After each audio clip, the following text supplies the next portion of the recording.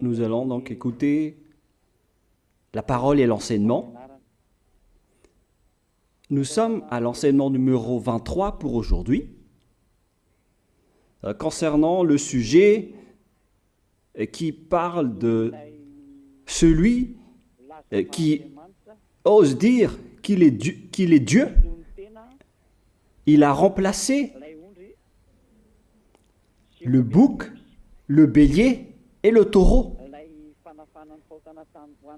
qui étaient destinés pour l'expiation des péchés des enfants d'Israël, selon Lévitique 16. Dans Lévitique 16, nous voyons donc les béliers, les boucs et les taureaux pour l'expiation des péchés des enfants d'Israël, une fois chaque année. Et c'est ce schéma que nous allons vous enseigner en ce moment. En fait, j'ai déjà donné cet enseignement, mais je le rappelle aujourd'hui.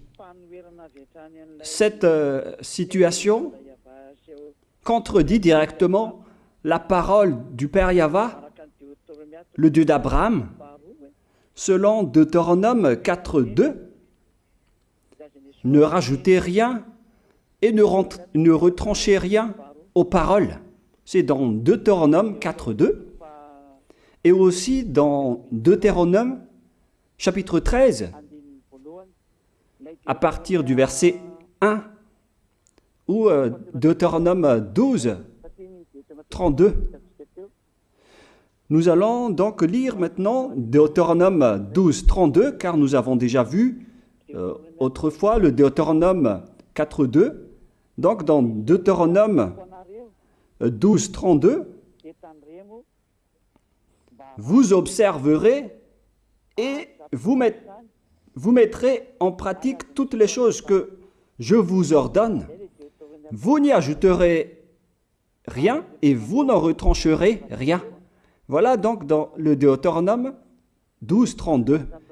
Et dans Deutéronome 4.2, je vais répéter, Deutéronome 4.2, vous n'ajouterez rien à ce que je vous prescris et vous n'en retrancherez rien, mais vous observerez les commandements de Yahva, votre Dieu, tels que je vous les prescris. Cette parole précise bien alors que il ne faut pas rajouter ni retrancher les paroles que je vous ai données. De quelles paroles parle-t-on? Nous allons lire Lévitique chapitre 16 pour voir quelles sont les lois d'expiation des péchés pour les enfants d'Israël. Les voilà. C'est dans Lévitique chapitre 16, verset 3 d'abord, pour commencer. Voilà donc ce qu'on ne doit pas changer, alors que nous avons tous su, nous avons tous vu qu'ils les ont remplacés par Jésus ou Jesus. Ce n'est pas une diffamation, nous le voyons tous. Alors que chacun réfléchisse. Lévitique chapitre 16, verset 3. Voici de quelle manière Aaron entrera dans le sanctuaire. Il prendra un jeune taureau pour le sacrifice d'expiation et un bélier pour l'holocauste. Voilà, nous le voyons tous clairement, cette parole. Il existe donc le fait d'apporter un jeune taureau pour le sacrifice d'expiation, ainsi qu'un bélier pour l'holocauste. Verset 5. Il recevra de l'assemblée des enfants d'Israël 2 boucs pour le sacrifice d'expiation et un bélier pour l'holocauste. C'est-à-dire, en même temps, il y a un sacrifice de taureau, de bélier et de bouc. Lévitique chapitre 16, toujours, mais dans le verset 34. Ce sera pour vous une loi perpétuelle.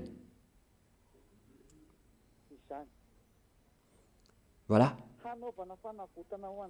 Il se fera une fois chaque année l'expiation pour les enfants d'Israël à cause de leurs péchés.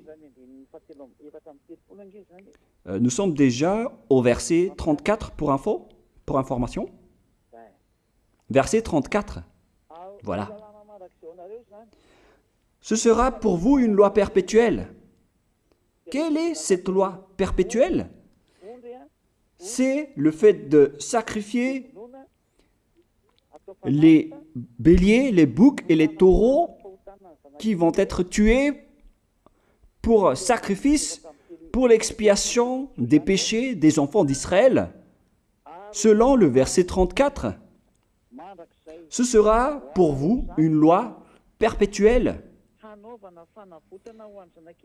Il se fera une fois chaque année l'expiation pour les enfants d'Israël à cause de leurs péchés. Il y a une partie de votre texte qui est cachée en bas. À cause de leurs péchés. Voilà. Ici, donc, c'est bien clair que l'expiation du péché qui se fait une fois chaque année pour les enfants d'Israël, qu'on ne peut ni ajouter ni retrancher, ce sont les sacrifices des béliers, de taureaux et de boucs. On ne peut pas changer cela. On ne peut pas les remplacer en Jésus ou en Jesus. C'est une loi perpétuelle. Donc, si vous observez les 10 commandements, vous devez apporter des sacrifices de taureaux, de béliers et de boucs si vous voulez être expié de vos péchés. Voilà le schéma. Alors que, en réalité, la situation pour les religieux étranges, on ne voit pas ce qu'il veut en venir, mais ils ont osé intégrer Jésus ou Jesus pour remplacer le bélier, le taureau ou le bouc. Et ce sont eux-mêmes qui le confirment jusqu'à aujourd'hui. Nous voyons tous donc ici que Jésus ou Jesus n'est qu'un imposteur, un hors-la-loi.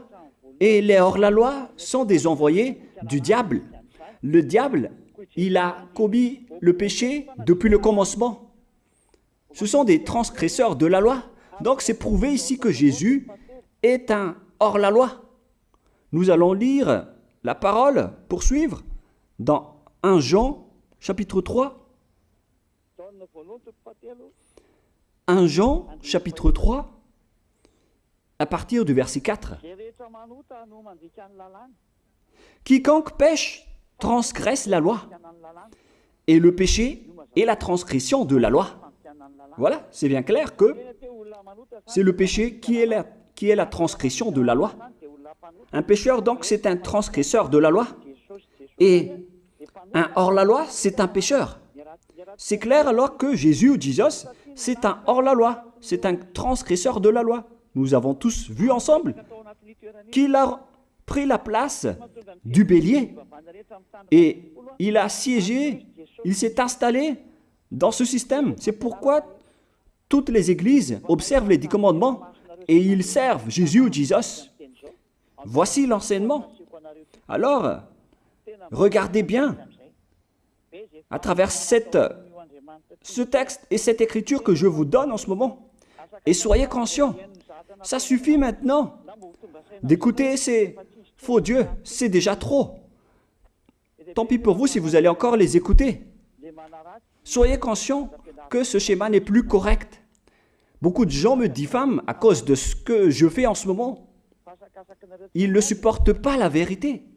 Mais ça dépend de chacun de vous.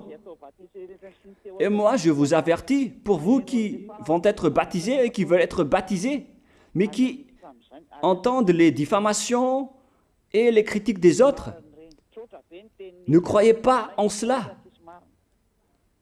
Ce ne sont pas du tout vrai. La parole de Élia est directe.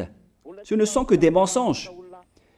L'ôtement du péché, ce sont des personnes qui sont non-pécheurs qui peuvent le faire.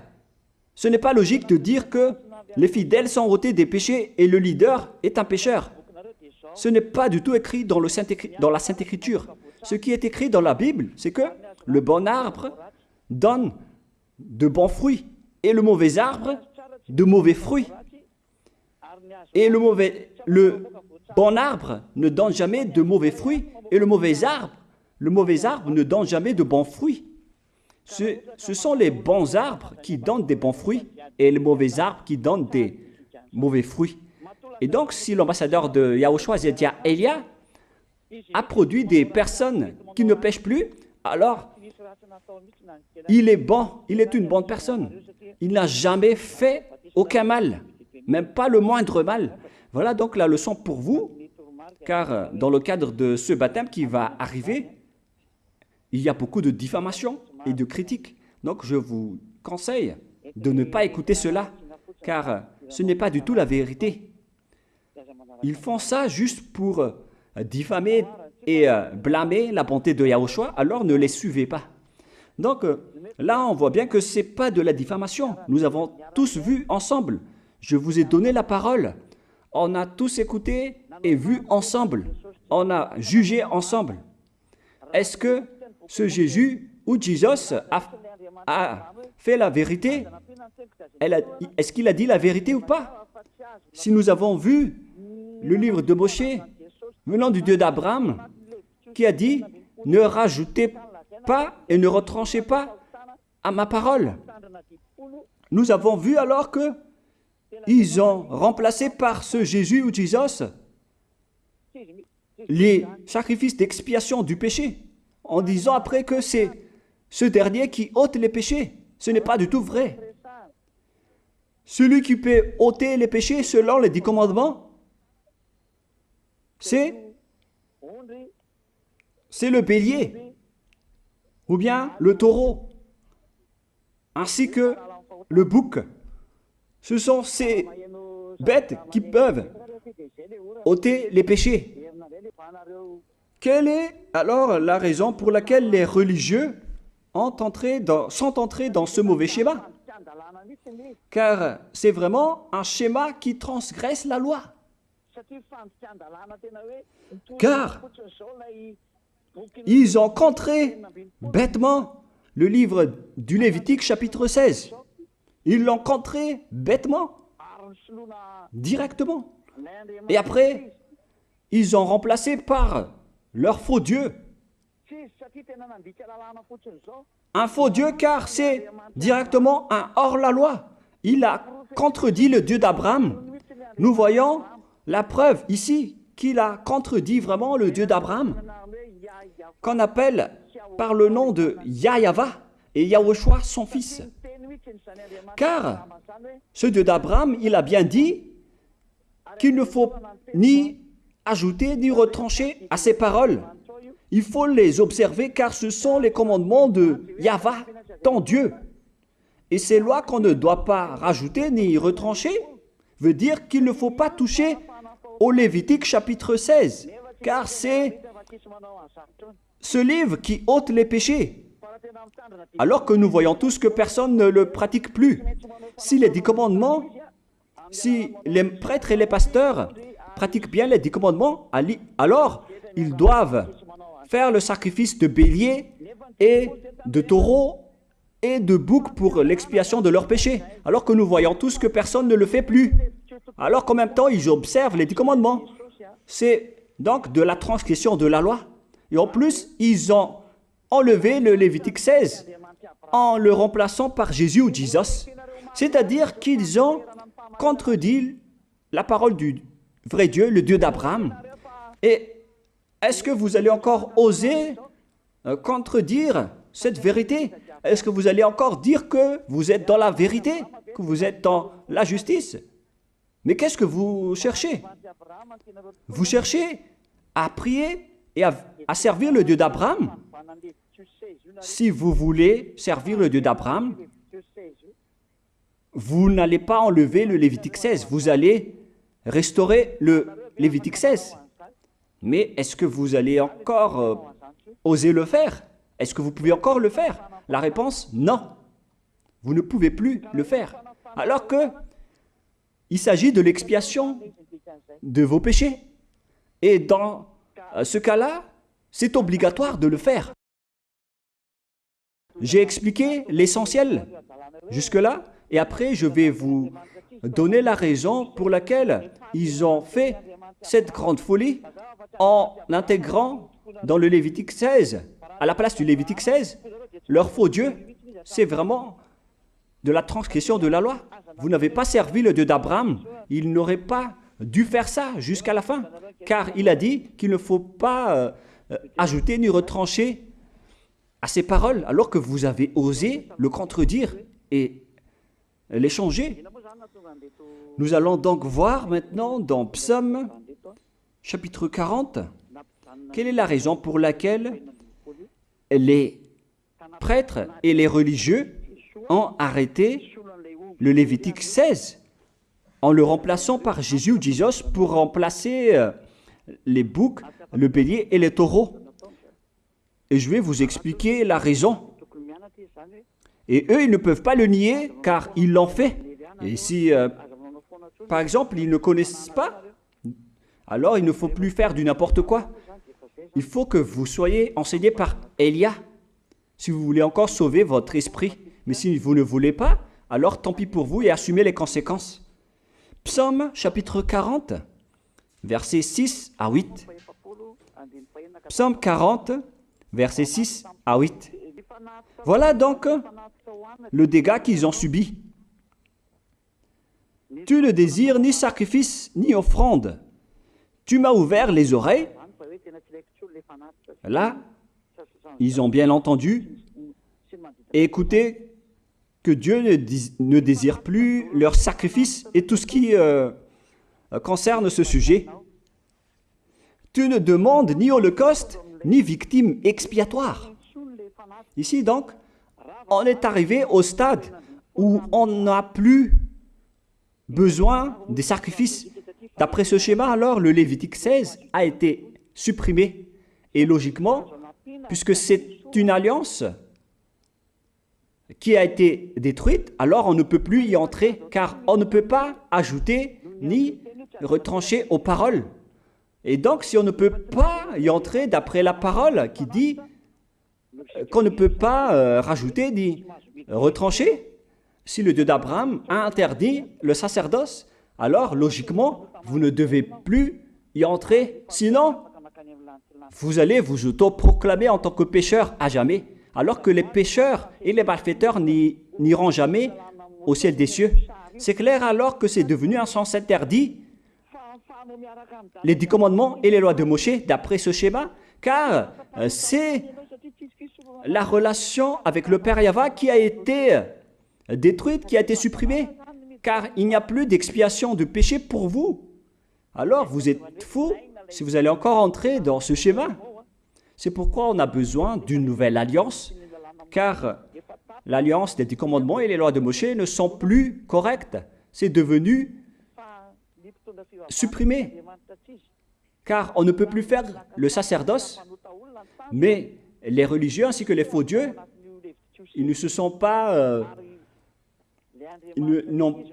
ils ont facilité les choses en intégrant leur faux dieu à la place du bélier, du bouc et du taureau.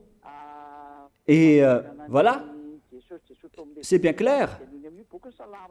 Et d'après eux-mêmes, ils ont dit que l'intégration de Jésus ou de Jesus, c'est d'après ce livre des psaumes.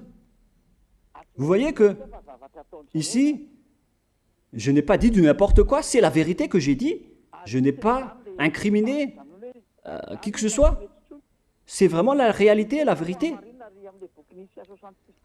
Alors, ici, on prouve bien que ça a été supprimé, ce n'est plus autorisé. Et c'est encore confirmé dans Ésaïe 66.3 que celui qui fait des sacrifices, c'est comme celui qui fait de l'idolâtrie. Celui qui immole un bœuf est comme celui qui tuerait un homme. Celui qui sacrifie un agneau est comme celui qui romperait la nuque à un chien. C'est vraiment toute une histoire si vous allez faire cela. Celui qui présente une offrande est comme celui qui répandrait le sang d'un porc. Alors qu'à l'époque des 10 commandements, c'était carrément interdit. Celui qui brûle de l'encens est comme celui qui adorait des idoles. Ici donc, toutes les sortes de sacrifices ont été bloqués. C'est devenu interdit. C'est pourquoi le faux Dieu est entré dans Lévitique chapitre 16. Alors qu'ils n'ont pas du tout vu de leurs yeux qu'on ne peut pas ajouter ni retrancher aux paroles. Ils n'ont jamais vu et connu ces paroles. Il a fallu attendre l'arrivée de Élia pour vous montrer toute la vérité, pour vous montrer toutes les vraies paroles. Alors, il faut suivre Élia. Suivez Élia. Et c'est ce terme qui dit de suivre Élia que les gens ne supportent pas du tout. Mais qu'est-ce que je vais dire d'autre? Je vais vous dire de suivre qui? Alors que vous êtes tous pécheurs. Est-ce que vous allez suivre les pécheurs pour aller en enfer? Vaut mieux suivre Élia, car ceux qui l'ont suivi ne pêchent plus. C'est quoi le problème? Si c'est de la jalousie, alors vous n'êtes pas du tout sage. Mais si vous êtes sage, vous devrez être content en m'écoutant. Si vous cherchez ce Dieu d'Abraham, vous devez être très content en dansant à la maison en disant « Merci Élia, voilà ce que j'attendais ». Au lieu de dire des colères et de la haine, moi je vous donne de la parole de l'amour pour vous sauver. Alors sachez bien écouter. Et après, ils ont continué dans 40, verset 7 maintenant. Alors je dis, voici je viens avec le rouleau du livre écrit pour moi. Verset 8, je veux faire ta volonté, mon Dieu, et ta loi est au fond de mon cœur. Et eux, ils ont pris cette parole en disant que nous avons vu ce terme de rouleau du livre et directement, ils ont dit que on doit intégrer dans les 10 commandements le Fils du Très-Haut qui s'appelle Yahushua. Ils l'ont intégré dans les 10 commandements. Pour vous qui sont dans le mauvais sens, vous l'appelez Jésus. Vous avez intégré dans les 10 commandements votre Jésus, mais Yahushua n'entrera jamais là-dedans car c'est vraiment interdit, c'est un tabou. Le sens du rouleau du livre que Yahushua a parlé ici, c'est qu'on parle de son histoire dans le Sefer Torah juif. C'est-à-dire que le Sefer Torah juif a parlé de lui. Nous allons lire la parole à ce sujet. En parlant du rouleau du livre, ce n'est pas qu'il est entré dans le Lévitique 16. Non, c'est un tabou, c'est interdit. Mais il a parlé de son histoire. En parlant du rouleau du livre, nous allons lire la parole concernée à ce sujet. Selon Luc, chapitre 24, verset 44. Luc 24, 44. Puis il leur dit, « C'est là ce que je vous disais lorsque j'étais encore avec vous, qu'il fallait que s'accomplisse tout ce qui est écrit de moi dans la loi de Moïse, dans les prophètes et dans les psaumes. » Toutes les paroles qui parlent de lui dans la loi de Moïse, dans les prophètes et dans les psaumes. C'est ça qu'on parle ici. Mais il n'a jamais dit qu'il va remplacer le Lévitique 16. Au contraire, c'est un tabou. C'est un blasphème devant le Père Yahva, qui a déjà dit qu'il ne faut jamais ajouter ni retrancher ses paroles. Donc, les paroles qui parlent de lui, ce sont les paroles de la nouvelle alliance qu'il va instaurer, qu'il va exécuter. La raison pour laquelle il sera crucifié, c'est qu'il va instaurer la nouvelle alliance en versant son sang. Voilà de 1. Maintenant, nous allons lire le livre de Jean 5,46. Jean 5, 46.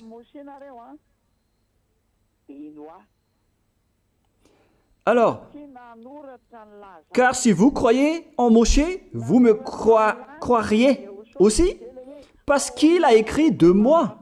Il a écrit à propos de Yahushua. C'est pourquoi on parle du rouleau de livre qui a écrit pour lui. Et Moshe aussi a participé à son histoire en parlant de lui. Mais ce n'est pas que on a supprimé le Lévitique 16 en remplaçant par le Fils du Très-Haut. Non, ce n'est pas du tout cela. Il y a beaucoup de paroles qui a parlé de lui depuis les lois de Moshe, depuis les prophètes et depuis les psaumes.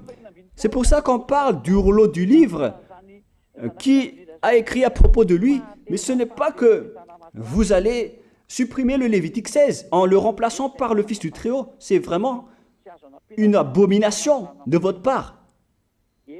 Je vous ai donné maintenant l'explication.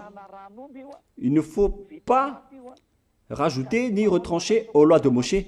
C'est une alliance en bonne forme qu'on ne peut pas toucher ni enlever. C'est dans Galates 3,15. Galates 3,15. Une disposition en bonne forme ne doit pas être changée ou transformée. Les lois de Moshe, c'est une alliance en bonne forme qu'on a versé le sang de Zébu en plus. Donc on ne peut ni retrancher ni rajouter. Le pire alors, c'est que vous qui êtes les fidèles de Jésus, vous l'avez intégré dans les lois de Moshe en remplaçant le Lévitique 16. On parle de votre Jésus ou Jesus. Je vous pose la question, est-ce que vous oserez dire que vous n'êtes pas pécheur à ce sujet? Car c'est vraiment de la transgression de la loi de la part de votre faux Dieu. Donc s'il est pécheur, alors logiquement vous êtes aussi pécheur. Et vous-même, vous avez dit que vous êtes pécheur. Voilà ce que vous avez fait. Et vous n'allez jamais être épargné. C'est pourquoi je vous appelle tous maintenant. Soyez baptisés et sauvez votre chemin, c'est-à-dire votre esprit. Sauvez votre esprit car il ira en enfer si vous ne le sauvez pas. Pour vous qui serez baptisés bientôt, l'explication est claire. Alors prenez une décision maintenant. N'écoutez jamais les diffamations qui sont faites par les diables. Ce sont eux qui vous empêchent d'aller vers la vérité. Ne soyez plus des poubelles dans votre conscience. N'acceptez plus cela. Il faut écouter l'envoyé du ciel des cieux, c'est-à-dire moi. Voilà l'explication. Vous avez fait du n'importe quoi avec votre faux Dieu. C'est votre faux Dieu qui a péché au commencement. Et logiquement, donc, vous avez tous aussi transgressé la loi avec lui. Et maintenant, vous êtes tous dans le péché. Et vous vous abritez dans la parole qui dit Dieu n'est pas venu pour appeler les justes, mais les pécheurs, pour se repentir. Le problème, c'est que c'est votre Dieu qui est vraiment un pécheur. Voilà le schéma qui prouve qu'il est pécheur. Donc, je vous souhaite à tous d'être bénis par Yahushua. Prions ensemble.